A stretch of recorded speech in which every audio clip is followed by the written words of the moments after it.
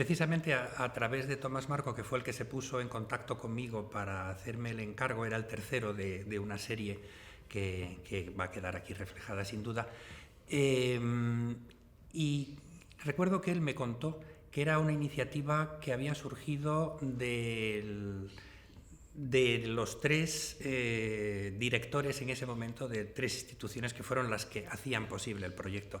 Era José Antonio Campos, que en ese momento dirigía, creo que se llamaba sobreintendente del Teatro de la Zarzuela, era Guillermo Heras, que estaba en el Centro Nacional de Nuevas Tendencias Escénicas, y Tomás Marco en el Centro para la Difusión de la Música Contemporánea. Y los tres pensaron que era muy interesante poder hacer un encargo anual, todo esto por lo que me fueron contando, por lo que fui viendo, hacer un encargo anual de modo que sirviera de estreno en el género, por así decirlo, y de experiencia para el futuro, y también de ir creando un patrimonio de cara al futuro a un compositor que ya tuviera una cierta experiencia, hubiera estrenado, estuviera, por así decirlo, en el escaparate, un libretista, lo mismo, y un director de escena, un escenógrafo. Esa era la idea. Y por eso estaban esas tres unidades de producción, que se llamaban y se siguen llamando, implicadas en todo ello. La idea era muy bonita y surgió, si mal no recuerdo, proponiendo, por lo menos en los dos primeros encargos, que fueron los de Jorge Fernández Guerra y José Ramón Encinar, que tuviera que ver con alguna de las óperas programadas en el Teatro de la Zarzuela. Realmente, aunque había habido ópera española en el siglo XX, en realidad, para los de mi generación, en definitiva, qué es lo que nosotros habíamos conocido, más allá del disco o de la partitura. Para mi generación yo creo que las únicas óperas que habíamos visto españolas del siglo XX representadas eran La vida breve, de Manuel de Falla, y yo recuerdo Selene, que se estrenó en el Teatro de la Zarzuela, Selene es de Tomás Marco, en el 70 y tantos, que fue para mí un impacto tremendo, una ópera además que incluía filmaciones, bueno, cosas que ahora son totalmente normales, pero en ese momento voces grabadas que sonaban, una especie de collage. Para mí fue absolutamente impactante. Y luego una ópera mucho más, digamos, dentro de las convenciones del género, que era Q, de Luis de Pablo. Así también conocíamos otros casos de ópera del siglo XX de autores de fuera que nos podían también, en cierto modo, a mí me pudieron ayudar en el campo de la ópera de cámara. Shostakovich, por ejemplo, pero Britten, pero yo creo que eso era lo que habíamos llegado a ver. Sí, fue la primera vez que me dijeron, como para darme una alegría, dice, no, ahora ya hemos decidido que mejor no. Y para mí no era ninguna alegría, porque a mí siempre me ha encantado las metaescrituras, el escribir sobre algo que ya existe. Y de hecho mi catálogo musical está continuamente plagado de revisitas a cosas mías o de otros, desde la Edad Media hasta contemporáneos míos, que entro, enredo y compongo. Entonces, para mí no era, digamos, ninguna buena noticia, tampoco mala, porque yo me podía buscar entonces el condicionante y decidí buscármelo. Decidí que una de las cosas que ocurrían normalmente con las óperas tradicionalmente es que el público sabía más o menos por dónde iba el argumento, porque se cogían temas que eran un poco de cultura general. Entonces decidí buscar también no un tema completamente inventado, sino un tema y un argumento que formara parte de nuestra cultura. Entonces yo me busqué el condicionante, que sería partir de algo así. Entonces estuve pensando en un tema que a mí me hubiera encantado, porque tenía mucho que ver con lo que es mi música, que es el de los espejos, los reflejos y tal, y entonces pensé, pues el tema de Narciso puede ser perfecto para esto. Pero hablando finalmente, pensé en qué libretista, y pensé que quizá por la influencia que decía antes de beber de la ópera barroca española, pensé que yo quería un libreto en verso. Y entonces pensé en un poeta. No era un dramaturgo, sino un poeta. Y era un muy buen poeta, amigo además, compañero en la universidad, en los años de estudiantes ambos, que era Luis Martínez de Merlo. Y Luis Martínez de Merlo acababa de terminar la traducción al castellano, su traducción al castellano de la Divina Comedia completa, que iba a salir publicada o acababa de salir publicada. Y entonces me dijo, ¿por qué no utilizamos el tema de Francesca de Rimini? Y entonces dije yo, bueno, pues estupendo, Francesca de Rimini, ahí tiene antecedentes musicales también, en ópera, pero sobre todo también en mero poema sinfónico, y es un tema dramático, es un tema complejo, y por otra parte muy claro, el de lo que ocurre en el círculo de los condenados por lujuria en el infierno, en la visita al infierno. Y entonces me pareció estupendo, él se iba a sentir muy cómodo, él me propuso incluso que se titulara El infierno de los enamorados, y yo le dije que creía que una ópera, yo ya estaba centrándome en la idea de la ópera como género convencional. De hecho, esta es mi única, he compuesto mucha música dramática, y me lo he planteado de muchas formas diferentes, pero en esta, justo esta yo creo que es mi única ópera convencional y que me la planteé a lo convencional. Y entonces pues quería también que funcionaran ciertos tics de la ópera de toda la vida, como es ponerle un nombre propio. Entonces por eso se llamó Francesca, o El infierno de los enamorados, también eso de ponerle dos nombres a una ópera era como muy tradicional. Y entonces, ya de acuerdo con Luis Martínez de Merlo, pues empezamos a darle vueltas a cómo plantear el libreto, que era lo que él iba a escribir. Más que el libreto, él iba a escribir los versos que se iban a cantar. Porque la parte, digamos, bueno, y todo el drama que transcurría, pero ya la parte, digamos, de movimiento escénico la íbamos a dejar en manos del director de escena, el que fuera, que todavía estaba sin decidir. Sí, tenía algún antecedente. Con voz solista no, con coro, había compuesto ya alguna pieza coral con textos de San Juan de la Cruz, y de poner música que acompañara a un texto dicho por un solista, sí, pero ese solista era un actor hablando, y fue como un radiodrama, una ópera para la radio que yo escribí para Radio Nacional de España y que fue una experiencia fantástica, que hice sobre 5 textos de 5 escritores. Era Sor Juana Inés de la Cruz, era Milton con El paraíso perdido, era Joris Huisman con Arreburs, era Eta Hoffmann con El hombre de arena y Giambattista Marino con unos versos que él tenía llamados Ladone, unos versos barrocos, el Adonis.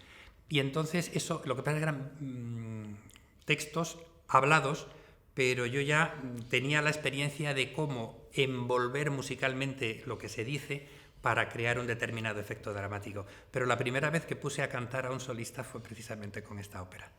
La verdad es que cuando Luis Martínez de Merlo me empezó a enviar los versos, que además pues él se fue recreando en hacer partes que eran en endecasílabos, otros que eran distintas formas poéticas, él hizo como un recorrido de distintas formas poéticas que me permitían a mí hacer una puesta en música diferente en cada caso.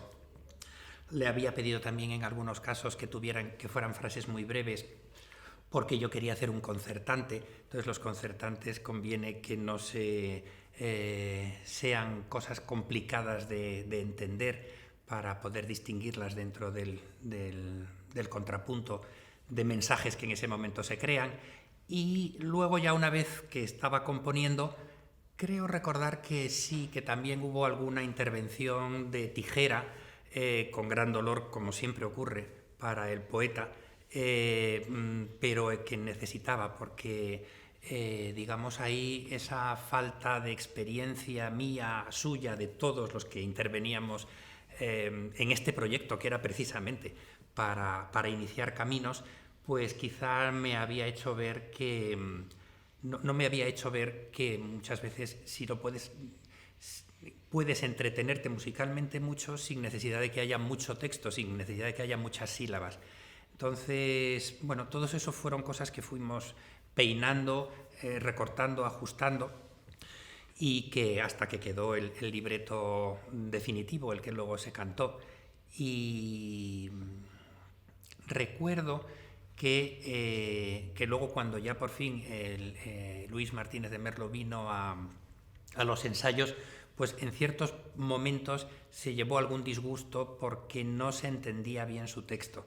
A lo mejor yo había llevado su texto a una tesitura muy alta de la soprano y entonces una soprano cantando en una tesitura aguda, pues salvo que sea con vocales abiertas, pues realmente se entiende mal.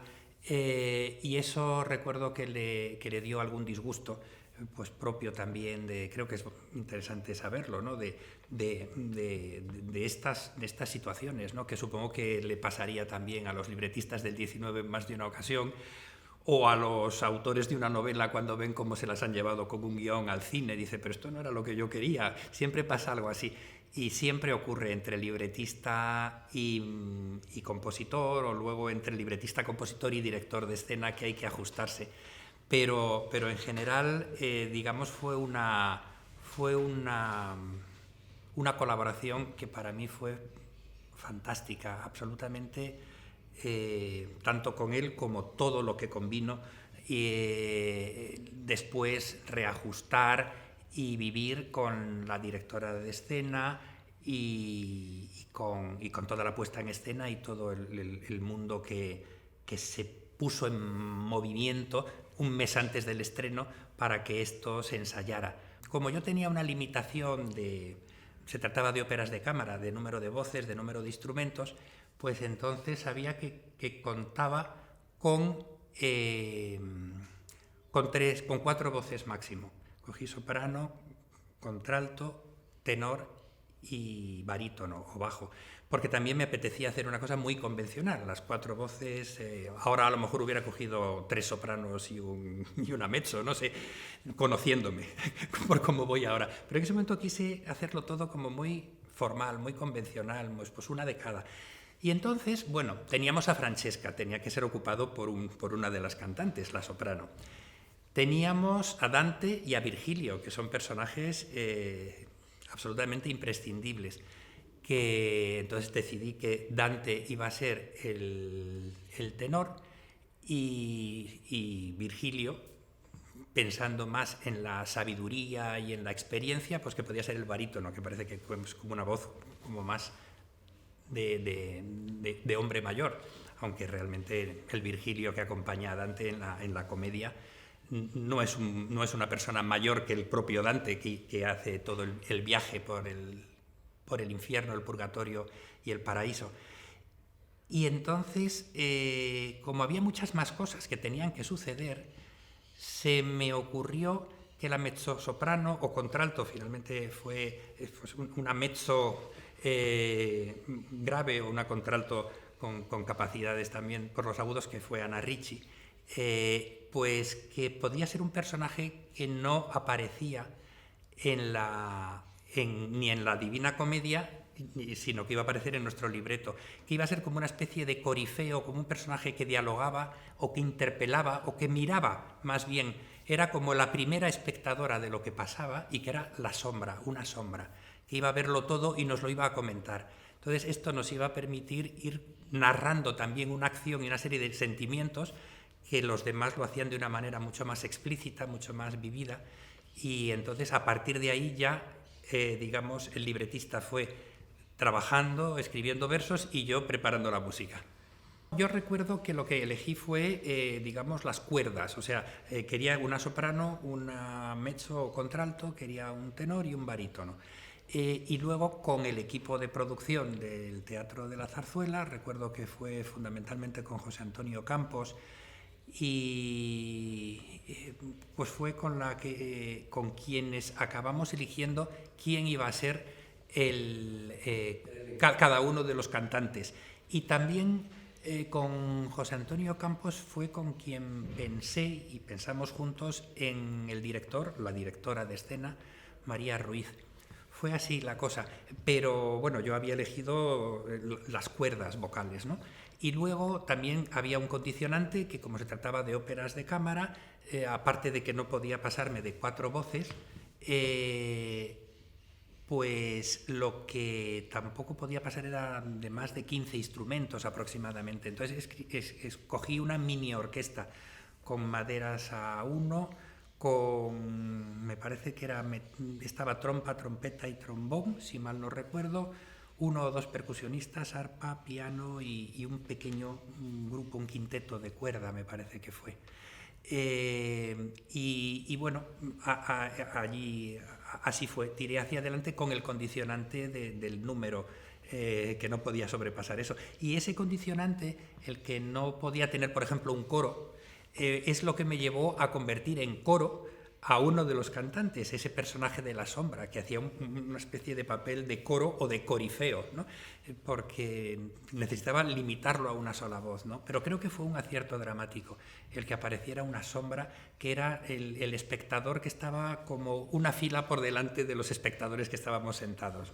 Mis primeros años como compositor y buena parte de los siguientes, hasta de los últimos, han tenido que ver con José Ramón Encinar, con quien siempre me ha unido una amistad que iba más allá de la amistad, una amistad que es puro cariño. Y eso, entre su experiencia y el cariño que nos tenemos, la facilidad que tenemos para entendernos cuando las cosas funcionan y cuando no, pues eso para mí fue realmente también otro de los motores que me ayudaban a seguir hacia adelante, ¿no? Encinar es capaz, a la vez, lo cual es muy interesante, tanto de exigir que las cosas se hagan lo mejor posible, como de saber hasta dónde puedes pedir y no más. La parte escénica también era casi nueva para mí, porque yo había tenido una experiencia escénica, pero no operística, sino de danza, precisamente también en la Sala Olimpia, con una iniciativa de unos encargos que se nos hizo de música para un grupo de danza contemporánea, con lo cual yo ya había llevado mi música o había oído mi música en un espacio tridimensional, ¿no? Más allá de lo que era, bueno, la tridimensionalidad de una orquesta o de un coro. Pero allí, claro, todo cobraba materialidad. La partitura, el pentagrama que yo había dedicado a la soprano, de repente era una mujer. Eso para mí fue muy emocionante. El que había hecho para el barítono era un hombre, y el hombre y la mujer sufrían de tener que hacer lo que yo acababa de escribir. Luego lo hicieron muy bien, ¿no? Pero siempre, para mí eso fue imponente, pero fue estupendo haber contado con 2 personas como fueron María Ruiz, que fue la directora de escena, y Simón Suárez, que fue el escenógrafo. Fue algo magnífico. Simón Suárez era una persona de un enorme talento, y enorme talento también es el de María Ruiz, que además es una persona con la que yo me sentí muy cómodo, porque era muy radical a la hora de las puestas en escena, muy esencial, y me sentí muy cómodo con lo que ella pretendía. Luego he tenido experiencias con otros directores de escena más, digamos, más naturalistas o más expresivos. Pero a mí siempre, también por el carácter de mi música, o no sé si de mi música, por lo menos por el carácter de lo que yo quiero escuchar en mi música, me gusta más la esencialidad, la sobriedad, la radicalidad, ¿no? Y con María Ruiz fue muy, muy, muy bonito. Algo muy bonito también. Creo que era la primera vez también para ella, igual que fue mi primera partitura operística y fue el primer libreto de Luis Martínez de Merlo, creo que fue la primera experiencia dirigiendo ópera de María Ruiz. Era muy bonito todo ese proyecto, porque todos estábamos aprendiendo y aprendiéndonos. Fue estupendo. Yo no creo que fuera a hacer visible a esa generación, porque esa generación es que era la última generación. O sea, lo que sí se quiso era darnos la oportunidad a esta generación. No hacernos visibles, sino pensar quiénes son los compositores más jóvenes con una cierta experiencia ya. Pues a estos les vamos a hacer el encargo. Más jóvenes todavía a lo mejor faltaba experiencia. Aún más jóvenes todavía no habían ni empezado a componer. Ahora ya sí que lo vemos de esta manera. Fue unos encargos que de alguna manera quedaron definidos por una generación y que definieron a una generación de compositores. Pero no creo que la intención fuera hacer visible a la generación como dar la oportunidad a los más jóvenes, que entonces éramos nosotros, los nacidos en los 50. No sé si ha sido reemplazada o no, desde luego fue una pena la desaparición del centro, pero sobre todo fue una pena la desaparición del proyecto, que yo creo que fue antes de que desapareciera el centro. Hubo un momento en el que se dejaron de hacer esos encargos. A alguien le pareció que no iban a ninguna parte, que era un dinero gastado que se podía invertir en otras cosas, y coincidió quizá con algún momento de cierta crisis presupuestaria y se dejaron de hacer los encargos, y esto yo creo que rompió con toda una línea que se estaba creando de un público, de una atención. Había una cita al año en la Sala Olimpia, y luego vino eso, pues la desaparición hasta de la propia Sala Olimpia como era entonces, para convertirse ahora en el estupendo teatro que es hoy. No estoy seguro de si es una ópera cada año. Sí sé que entre el Teatro Real y los teatros del Canal y alguna otra institución siempre estrenan o reestrenan alguna ópera o un par de ellas. Y eso está de alguna manera cubriendo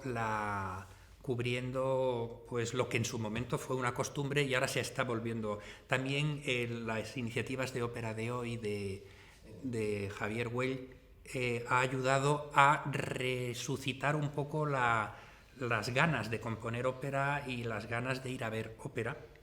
Y esto desde luego, pero no sé si el Teatro Real precisamente, entre otras cosas porque es que las óperas en el Teatro Real son otra cosa.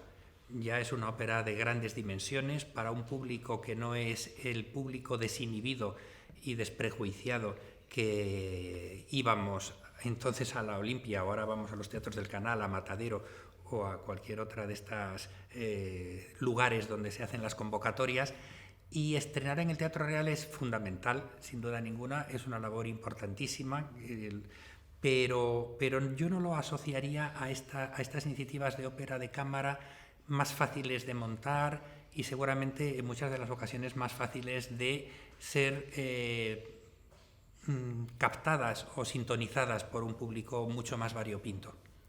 En el siglo XX hubo un momento en el que, es verdad, la ópera convencional dejó de interesar. Se consideraba un dinosaurio, un anacronismo, aunque hubo compositores que siguieron hacia adelante con la idea.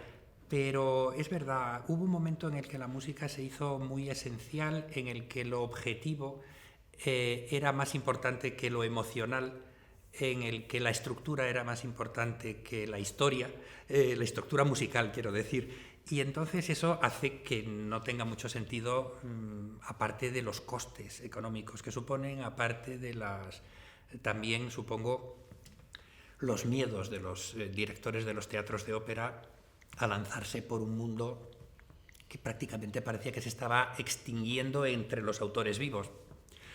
Pero llegó la posmodernidad y con la posmodernidad se recupera la retórica como una parte importante de la creación artística. Con la posmodernidad se recuperan las miradas a la historia, con la posmodernidad se recuperan las emociones. Y entonces aquí tenemos justo la receta para componer o para crear una ópera. Y entonces la ópera se convirtió en un sitio en el que todos queríamos pasar por ahí porque contenía muy buena parte de eso que en ese momento estábamos reivindicando y que estábamos de alguna manera ya disfrutando, ¿no?, de componer. Y yo creo que ese fue el motivo por el que la ópera resucitó. Y en este momento las óperas pues ya han vuelto otra vez a formar parte, digamos, del catálogo de cualquier compositor vivo, podríamos decir, las óperas más o menos convencionales. Lo que pasa es que también es verdad que lo importante es no creer que la única manera de contar una historia en escena es como se contaba en el siglo XVIII, XIX y principios del XX. Y es por lo que muchos nos hemos ido moviendo en otros terrenos por inquietud y por seguir buscando fórmulas que de alguna manera nos permitan ser creativos, expresivos y comprensibles. Yo creo que se creó un público y se creó, sobre todo los primeros años, se creó una expectación tremenda. Luego ya no estoy muy seguro, ya quizá bajó un poquito el nivel de expectación y de repercusión en la prensa, pero desde luego la tenía y mucho. Y las salas, que yo recuerde, ya se hacían, yo creo que eran 4 representaciones de cada y estaban siempre llenas. Y había colas. Entonces yo creo que sí que se consiguió desde el primer año, porque fue algo tan sorprendente, tan chocante. También la prensa yo creo que era más militante entonces y veían un proyecto interesante y se lanzaban a apoyarlo y a hablar de ello. Ahora yo creo que la prensa está mucho más a hacer el negocio de quién te va a pagar un anuncio al lado de lo que tú escribas, y por tanto si lo que escribes es una cosa que no va a leer mucha gente, poca gente va a estar interesada en poner el anuncio al lado. Entonces, ahora es una pena, pero todo eso ha cambiado. Pero antes la prensa eran cómplices de muchos proyectos y no es que se pusieran de acuerdo para apoyarnos, sino que cada uno por su cuenta y de una manera espontánea prestaba su apoyo a los proyectos que se consideraban interesantes. Yo creo que la década de los 80 y la de principios de los 90 fue estupenda en su momento y eso contribuyó también a crear un público que era una mezcla de algunos de los que iban al Teatro de la Zarzuela para ver óperas convencionales, pero que tenían esa inquietud y podían encontrarla en nuestras propuestas, público que eran de los que iban a los conciertos del Centro para la Difusión de la Música Contemporánea, que tenían una propuesta más compleja y también interesante para ellos, y público de la Sala Olimpia, que no dejaba de ir por el hecho de que apareciera música en el escenario. Entonces era un público muy variopinto, público, yo recuerdo ver en el patio de butacas, en las colas para entrar, a gente muy variada y muy interesante. Y fue una pena que eso terminara así. La repercusión en la prensa, en la prensa y en las televisiones, en las radios, fue enorme. O sea, yo creo que fue una sorpresa para todos nosotros. Por lo menos en las primeras experiencias, era un acontecimiento que se iba a estrenar, es que lo era, que se iba a estrenar una ópera compuesta hoy día aquí en España, ¿no? Y con gente, con un libretista también español, con un director de escena español, una producción española, y entonces yo creo que eso tenía un interés mucho más allá de los meros críticos o redactores en la prensa de temas culturales, era más allá del crítico de música, más allá del crítico de teatro, más allá del crítico literario. Y entonces se convirtió realmente en algo que protagonizó en los días en los que se producía, porque había previas, había entrevistas, había luego las críticas. En esos días la verdad es que las noticias llovían continuamente.